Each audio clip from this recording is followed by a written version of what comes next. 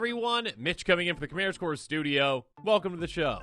So, on today's episode, I've got an exciting question for you. Is one of these commanders about to dominate the format? Let's jump into those commanders and discuss them right now. So, first up, we've got Kylo Apogee Mine. Yes, one of the commanders coming out in Edge of Eternities, the commander precons, and this is a 3/3 robot artificer with haste for 3 mana in Jeskai, and it says, very simply, whenever it becomes tapped, proliferate. Notably, not a tap ability itself, not like tap proliferate. No. This is, hey, whenever I become tapped, no matter what is happening, if I'm swinging in combat, if I'm tapped for another reason, guess what? You get to proliferate, which of course again means choose any number of permanents and or players, then give each other kind of counter that's already there. So there's a lot of really exciting and really crazy things that you can do with this one. This one does have a ton of potential, and potentially a ton of broken potential as well. There's already players out there speculating about a bunch of, combos that can work with this one, essentially. I mean, just to point a very simple one out, let's talk about a card like Paradise Mantle, an equipment for 0. That's right, 0, the low cost of 0. With equip 1, and it has, equipped creature has, tap, add 1 mana of any color to your mana pool. Basically, turn your commander into a mana dork. Now, we don't have, say, an enchantment that gives all of your creatures the ability to tap. Only green gets those kind of things, for mana. That being said, we have this one where it's like, all right, individual creature, let's make you a dork. You can now tap for mana. So, tap proliferate, and, well, that wouldn't be a combo in and of itself, but pretty good, but we have things like Freed from the Real. Also, Penman's Aura does the exact same thing basically as well. Enchant creature for 3 mana in blue. Pay a blue, tap enchant creature, pay a blue, untap enchant creature. Obviously, the more important one here being that second one, being able to untap. So, obviously, the combo works pretty simply. You simply, put Paradise Mantle on your commander, you tap, you pay a blue mana to untap it, and you do this again and again and again. That doesn't just win you the game then and there, but it does, again, infinitely proliferate. Or rules players out there, I know, and I'm going to say this hopefully once in this episode, not again. I understand that infinite is not exactly what you do, but you go like, okay, a trillion, okay? A trillion is basically an infinite. Anyways, basically going a trillion times proliferation, you got plenty of ways to win from there. You got a Walking Ballista in play. Congratulations. That's all the damage you could ever want to your opponents. Plenty of other things as well. Like, hey, maybe like some artifacts that have charge counters on them. Or, yeah, those kind of things too. There's a lot of ways to win when you have proliferation. I guess you could just say, like, okay, like if I have a little bit of infect in the deck or poison and each of my opponents has a poison counter, yeah, you can proliferate enough times to take them out. So there you go. A lot of potential for this one. Some scary, exciting things that you can do with it. And as a reminder, for all these cards of this episode, if you're interested in any of them, check out that card list link in the description below. Some of the cards that work well with these new commanders might go up in price sooner rather than later. Moving on to yet another Edge of Eternities commander. Here we go. Zerel? I'm just going to go with Zero. I'm gonna skip the S there, okay? Genesis Shepherd. I'm probably saying that all wrong. A 2/5 insect druid for 5 mana in Jund. Flying. You may play lands from your graveyard. Cool. Whenever you sacrifice another non-token permanent during your turn, put a number of counters equal to Zero's power onto up to one other target creature. So this is one where you definitely can go, okay, I've got my commander. Great, good for me. Awesome. All right, I'm going to pump my commander with a lot of things. Maybe like a Blackblade Reforged. Maybe like, Raised by Giants or something like that. Cool. All right, awesome. It's huge. It's massive. All right. I sacrifice any non-token permanent, even like an Evolving Wilds. Good for me. Massive amount of counters. Or you can just say, this commander says put counters on something when something gets sacrificed. That can potentially be pretty easily broken. Because there's a certain mechanic out there that whenever you get +1/+1 counters on it, it kind of negates the downside of it, and then you just get all upside. So let's talk about a little card like Viserys. Viserys is a 1/1 vampire wizard for a single black mana. It's got sacrifice creature, scry 1. Now you can replace this with any free sacrifice outlet in this color combination. There's a lot of them. Let's just say Goblin Bombardment would be one too, actually, because that would be just a win right then and there with the sacrifice creature ping something for 1. There you go. Okay. This one would just be sacrifice creature, scry 1. And of course, the mechanic that I'm referring to earlier is, Persist. Persist is a broken keyword, a broken mechanic.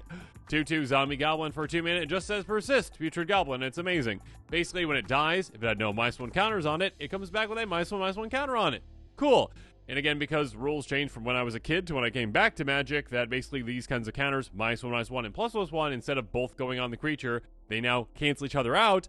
all of a sudden, if you just get +1 counters on this, like your commander can do, yeah, you can get rid of that. So you just need 2 persist creatures, basically, and a free sacrifice outlet, and you're good to go. Murderous Red Cat mixes it. You don't even need, again, that win condition sacrifice outlet, or, again, something else like a Blood Artist in play. Because when this comes into play, it deals damage equal to its power to target creature or player, and it's got persist, of course. So, again, 2 persist creatures, sacrifice outlet, this brand new commander equals you win. Again, you can definitely go in a lot of different directions in this, but you could just go, all right, I've got great persist colors in Jund, I've got tutoring effects, I've got even, like, entombing effects that I could then, like, reanimate those creatures potentially, and plenty of free sacrifice outlets in this color combination as well, and just do some disgusting, powerful, amazing things, or again, just go, okay, big power, sacrifice, fun. Yeah, I mean, actually, I would probably make a fling deck out of this one, be like, okay, lots of power on this, sacrifice like an Evolving Wilds, put a bunch of counters on something else, and then fling an opponent, because flinging is fun. Go check out my Hotline Fling deck. Anyways, moving on. And we're moving on to a crossover I did not expect, and I guess anything is up for grabs at this point after SpongeBob, right, everyone? Anyways, Shadow the Hedgehog is here, a 4/2 Hedgehog Mercenary, because that's the thing, with haste for 4 mana and Rakdos. Whenever Shadow the Hedgehog or another creature control with flash or haste dies, draw a card. On top of that, though, each spell you cast has split second if mana from an artifact was spent to cast it. My goodness. All right, Wizards, here we go. So again, split second is something you don't see very often, if at all. I think it started in Future Sight, maybe?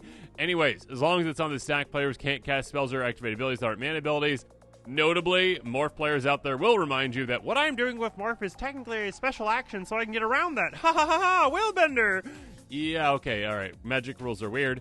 That being said, basically, split second is essentially unstoppable. It's like all my spells are uncounterable, and you can't do anything to them or stop me from doing them.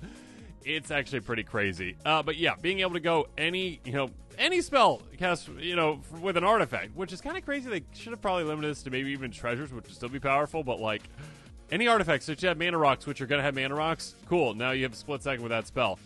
Gross. So obviously, if you have like a 2-card combination, it's going to be like very tough for your opponents to ever stop you. Essentially, I mean, I guess you can't even do it on split second yourself, but still, like, it's gonna be tough to stop combos with it. Let's just say if you already have one like combo piece in, you're like, okay, I play the other one. It's like, oh, they can't stop it. Anyways, when it comes to powerful combinations with this one, it's not limited, but because you are in Rakdos, if you had blue, oh my goodness, I mean, you would just go like, okay, Locust God, I win, basically. Whenever you draw a card, create a 1/1 blue and red insect creature with flying and haste. Again, draw. Okay, I got a hasty creature. Maybe have something like Thermopod to sacrifice it to add a red to your mana pool and do it again and again and again. Obviously, you're not in Grixis. You are in Rakdos, so you're a bit more limited. That being said, I'm sure there's some shenanigans you could do where you're like, okay, like I've got like this discard outlet and zombie infestation and and I can, sacrifice those creatures to make creatures and then, give them haste with like a fervor. A bit more convoluted. That being said, Shadow the Hedgehog has a ton of potential because, well, it's got a lot of card draw potential again, with just like literally like throw in Fervor, throw in any of those things that give all your creatures haste, and all of a sudden any creature dying that you have draws you cards. But obviously, hard to stop certain combinations of things when you've got split second on all of your cards. It's hard to stop like certain like I win the game type cards too. On the other end of things, though, we've got Sonic the Hedgehog, a 2/4 Hedgehog Warrior for 4 mana in Jeskai. Haste, gotta go fast. Whenever it attacks, you get a counter on each creature you control with Flash or Haste, and whenever a creature you control with Flash or Haste is dealt damage, create tap treasure token. Also potential for some crazy shenanigans going on with this one as well. Like, just getting a counter on all of your creatures is, like, nice. That being said, the more powerful part of this is, hey, if I'm dealt damage, I get treasures, which I guess kind of makes sense in the Sonic sense, where it's like, oh, I got hurt, my rings fell out, which is usually a bad thing, but with this one, it's like, oh, I got hurt, free treasures. Okay, they do come into play tapped, so that does obviously limit the crazy upside of this one, unless you're willing to go with, like, Amulet of Vigor. Yeah, that's like a $30+ card. When a permanent enters the battlefield, tapped under your control, untap it. Gross, disgusting, amazing. Yeah. Being able to get your treasures into play untapped is pretty disgusting. Wizards probably should have made it so that all treasures come into play tapped all the time with all the treasures they've ever made, because treasures is kind of OP in some ways. But yeah, they slowed it down. You can speed it back up, though. Obviously, Sonic wants to go fast. That being said, something like, oh, I don't know, any indestructible spell or effect like Selfless Spirit, sacrifice it, and all creatures you control gain indestructible up turn. That's crazy good. And of course, there's plenty of other ways to give your team indestructible in these colors. Obviously, you're in white, so being able to do so, you do that, and all your creatures are indestructible. Now you're like, okay, cool, that plus, I guess, Pyrohemia. There you go. That would be fun. The end of turn, no creatures in play, sacrifice it, pay a red mana, 1 damage to each creature and each player. Disgusting, amazing, basically Petulance and red, and all of a sudden you're like, okay, I deal damage to all my creatures. I deal damage to all my creatures. I deal damage to all my creatures. Yeah, I mean, obviously you need creatures with haste, or again, you just have Fervor out, essentially like that. Any of those kind of enchantments that just give all your creatures haste. And now if you are pinging them with something like this, or again, any other kind of pinging effects, this would just be like a self-ping deck for the most part, I feel like, where players can be like, okay, I ping every creature for 1, my team's fine, whatever it is. Maybe you got like Boros Reckoner type effects to like, redirect the damage Brash Taunter type effects as well. And then you're like, okay, I ping them. Cool, I get treasures. And then, yeah, if you can get those treasures to come play on tap, you can do some broken things like Pyrohemia. You don't even need to do broken things, though. This one is one where you're just going to be making, like, mass rituals out of your creatures in a way, or any kind of damage that you're dealing to them. You can do some crazy, absurd things. Obviously, Amiable Vigor, like, turns that up a notch or a lot, and you do have some tutors for something like that. So, yeah, you can definitely do some crazy things in this color combination. Sonic is scary. I mean, a lot of these commanders are scary, but Sonic is very scary, too. Next up, Dr. Eggman, a 3/6 human scientist with flying for 5 mana in Grixis. If you gave your end step, draw a card. Then each opponent faces a villainous choice. The player discards a card, or you may put a construct, robot, or vehicle card from your hand on the battlefield. 2 things that are not equal. Yeah, I mean, basically, here's the thing. If you have a little bit of cards in your hand, if you don't have many cards in your hand and you're the Dr. Eggman player, maybe other opponents are going to be like, okay, I'm willing to, not discard that card and let you try to put a creature in play. This is kind of the thing where, like, this is kind of like, Expropriate, where it's like, all right, you're eventually going to learn to make the right choice every time if you're playing against Expropriate. You always let them steal something. You do not give them an extra turn. This one, there is kind of that, like, give and take to it, right? Because that player doesn't have many cards in their hand, chances are they might not have a giant, again, it is limited to construct, robot, or vehicle. That being said, that could be a giant amount of savings for this player, and they could end up getting just 3 massive things into play, obviously. And discarding a card, well, some players are a bit more selfish than others. Or again, if you literally have, like, 1 card left in your hand, you're like, I literally can't do it. I need this card to do something. Yeah, it's going to be a bit tough. Obviously, with a Dr. Eggman deck, you can obviously go like, oh, okay, I'm going to force a bunch of discard too, so players don't even have an option at a certain point. That being said, yeah, I mean, just cheating out something like, well, it's adorable, but rolling Hamsphere, that's hilarious and deadly. 4 for a vehicle for 7 mana, +1 for each hamster you control, because that's the thing. Attacks create 3 1/1 hamsters. Cool. Deals X damage to any target X number of hamsters you control. Cool. Curve 3. Yeah, it's a pretty crazy thing. It's like basically a mere Battlesphere-ish, but yeah, being able to just cheat this in play and going like, oh, I got 7 mana value for like nothing. Good for me. Cityscape Leveler. Hey, you don't get the cast trigger on this, but still it's an 8/8 Trampler. Destroy up to 1 target non-land permanent whenever it attacks. And its controller gets a tap Power Stone. You're welcome. That being said, yeah, just demolish a bunch of things. Yeah, cheat this in play will make your opponents just cry. Or how about Suchi Cave Guard, an 8/8 Vigilant Ward 4 construct for 8 mana. And it says when it dies at 8 mana until end of turn, you'll lose mana steps phase end. Yeah, being able to just go 8 colorless mana for free when it dies, great, good for you. Or you have Metalwork Colossus, which you could eventually probably cast for free, or maybe even cast free right away. Or just like cheating to play like a 10/10 that you can bring back out of your graveyard by sacrificing things too. Again, Dr. Eggman, I think most decks built around it are probably going to force this villainous choice to be slightly less advantageous for opponents to pick the discard and be like, okay, there's either punishing effects like Megram in play, or again, like, you just don't have a hand because I forced you to discard a bunch of things elsewhere. Let me cheat to play my massive things. Yay, good for me. Fun times. Next up, Knuckles, the Echidna, a 2/4 Echidna Warrior for 4 mana in red, double strike, trample, and haste. Whenever 1 or more creatures you control deal combat damage to a player, create a treasure token. That's already very good. I mean, again, this is double strike, so it's going to hit once, treasure. Hit twice, treasure. I mean, at the very least, if you're hitting all 3 opponents, you are getting 4 treasures. If you've got double strike on your creatures and they're hitting opponents as well, that's 6. If you got extra combats, even more than that. You can see where this is going. Extra combats can be very good and very advantageous with this one. You give your upkeep, though, if you control 30 more artifacts, you win the game. Not too many commanders out there that have alternative win conditions just printed on them. This one does. Was not expecting to see it on, Knuckles. It was not expecting to see, I guess, Sonic cards anyway, so there you go. But being able to just go, okay, yeah, I just need a bunch of ways to make a bunch of artifacts. That's pretty easy these days. I mean, best friends with Knuckles is going to be Academy Manufacturer, a 1-3 assembly worker that says you create a clue, food, or treasure token, instead create one of each. Gross, disgusting. Again, if Knuckles hits anyone, that is, hit you once, hit you twice with double strike, and all of a sudden I'm making 2 treasures, meaning that you get 2 treasures, 2 foods, 2 clues. That's 6 artifacts each time. You do that 5 times, you win. Obviously, you've got other ways, plenty of other ways to make treasures, clues, foods. But yeah, being able to just basically triple up your artifact production is insane. Luckily, you are limited to mono red. Luckily, you're not also in, say, green, where you get like doubling season type effects too. But yeah, absolutely crazy. I mean, Visions of Phyrexia, another one as well. Power Stone tokens are something you consider. If your upkeep, eggs the top card of your library, play a card this turn. Your end step, you didn't play a card this turn, you get a treasure token. Or, didn't play a card from Exile, I say tap. Power Stone token. Yeah, regardless, Power Stones, treasures, it doesn't matter. Whatever kind of artifacts you're making, just keep them in play, and then eventually you win. Brass's Bounty, again, even though you're not in green, sure, hey, for every single one of your lands, you get treasures. Cool, good for you. Big, massive bursts of artifacts. It doesn't have to be treasures. Could be like, servos. Could be all the other kinds of artifacts out there, essentially. It doesn't have to be tokens, too. You can just, like, go wide with a bunch of affinity artifacts, too. But yeah, overall, being like, okay, cool.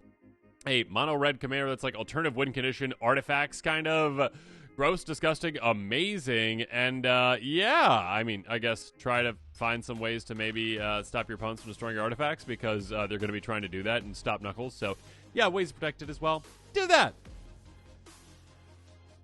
Moving forward, we got Amy Rose, a 3-3 Hedgehog warrior with haste for 4 mana and Boros.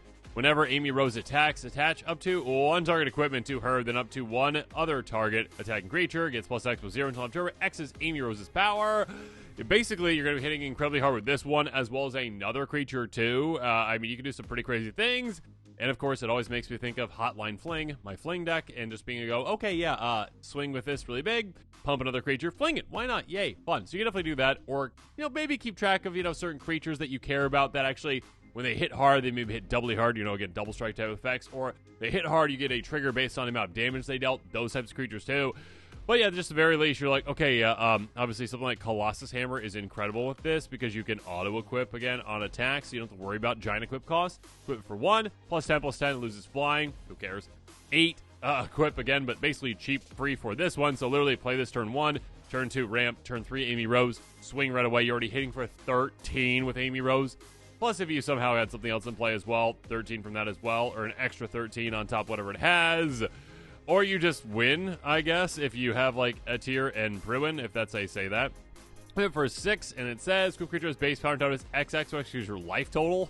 Ouch. Equip 5, again, which is equip 0 for this commander, basically. So just going, okay, I swing. All right, I hit you for 43. All right, commander damage, you're gone. Goodbye. Absolutely disgusting. Called to complete, another great 1-2. Again, just like all like the equipment that have like an absurd high equip cost. Essentially, like, oh yeah, let's just say no. Living weapon, indestructible, +5/+5, first strike, trample, indestructible, haste, whatever it deals combination to a creature, exile that creature. Quite a nice thing to just freely equip to your commander right away.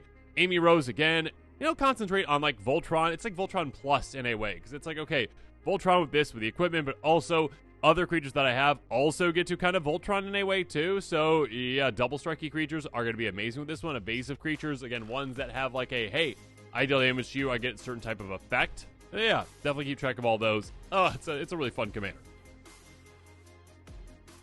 Get ready for what's coming next, though, because we've got Miles Tails Prower, a 3/1 Fox Artificer, because that's the thing. Flash flying for 3 mana in Azorius.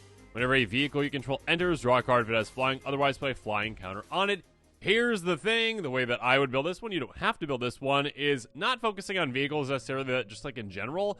I would definitely focus on vehicles that have flying. I wouldn't be like, okay, like I need to count on just getting flying so I get evasiveness on my vehicles. I'd be more so, okay, literally like anytime a vehicle comes into play, I draw a card. Lovely. That's what I would be caring about mostly. Again, making sure that my vehicles have flying. So already, I can take advantage of those. And of course, I'm in the best 2 blink colors as well, and using and abusing that to make sure that I can draw an absurd amount of cards.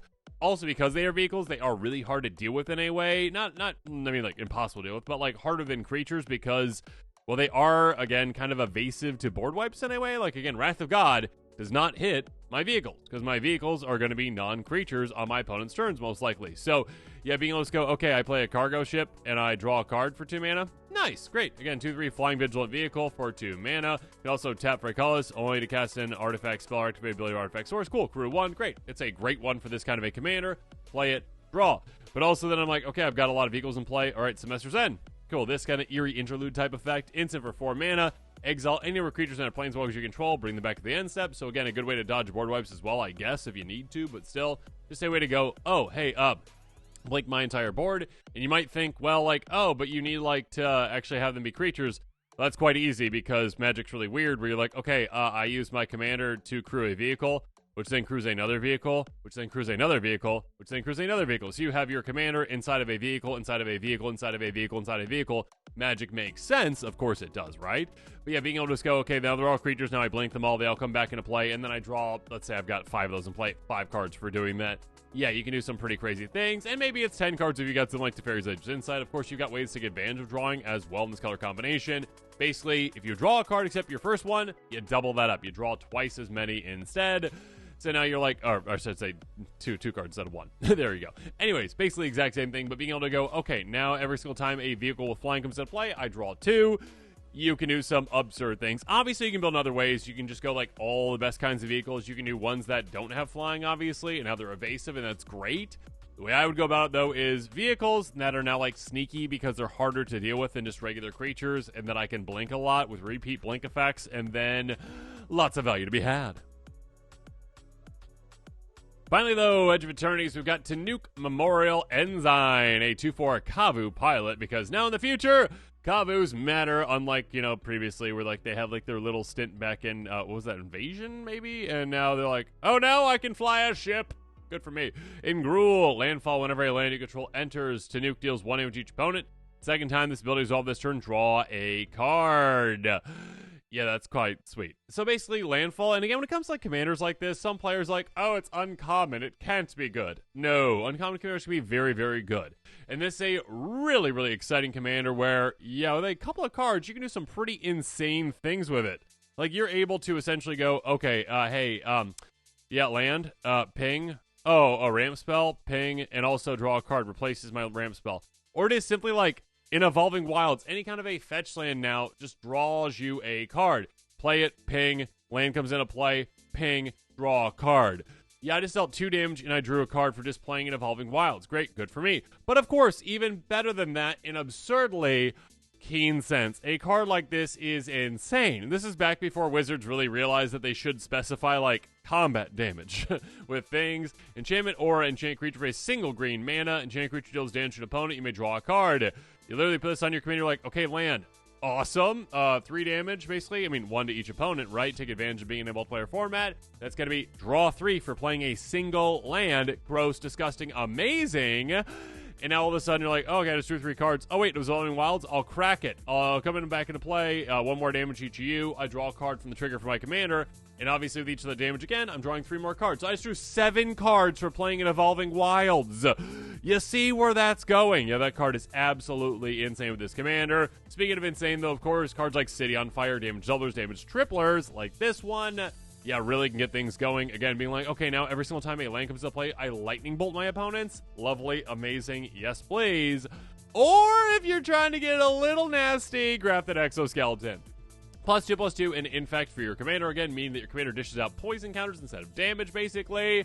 So essentially just go, okay, hey, land, you're gone. Land, you're gone. I mean, damage doublers, damage triplers obviously make it so much easier, but yeah, being able to go poison your opponents out with a Gruul commander in landfall. Who thought you could do that? But of course, you apparently can. So yeah, have fun with this one. Again, absolutely absurd combinations with it. So much value, so much advantage, so much damage. Kavu, pilots, definitely a thing. And with that, this episode is coming to a close. Comment below with your thoughts on it. And of course, as always, thanks again and have a good one.